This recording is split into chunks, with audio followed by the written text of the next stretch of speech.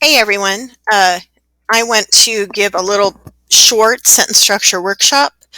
I took 3 sentences from some of your second drafts to Essay 1, and I'd like us to take a look at these sentences and see if we can't analyze them a little bit.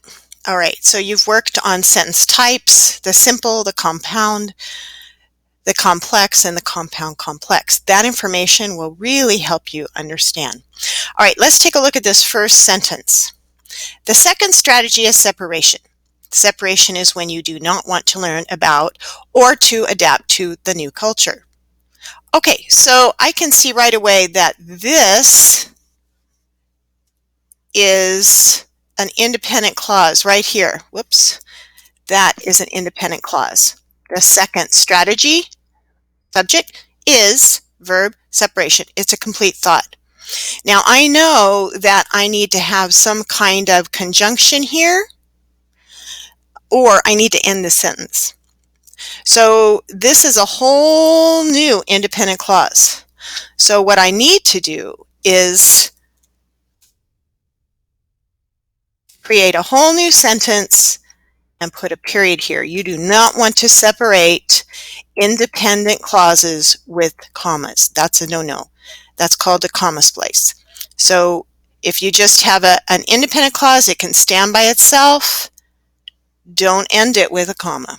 All right, find another way, conjunction or a period. Here's another one. As stated in her blog, the 2 dimensions used to measure culturation by how much the person can hold of his heritage culture and how much he can be open to the new culture. Oops, and that's a little bit of the last.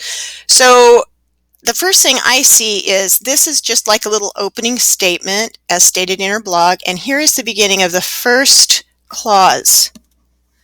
The 2 dimensions used to measure acculturation, the 2 dimensions used to measure acculturation, that is the subject of this sentence, because I can see that there is no verb for the rest of the sentence. Okay, what's the subject? The 2 dimensions. That's all it is. It's one big subject. It's a noun phrase. It's a collection of words, and it's just a phrase, and all it is the subject. So we have the subject, then we have a prepositional phrase, by how much the person can hold of his heritage culture and how much he can be open to the new culture. This sentence is missing a verb. So to fix it, I would say the 2 dimensions used to measure acculturation are,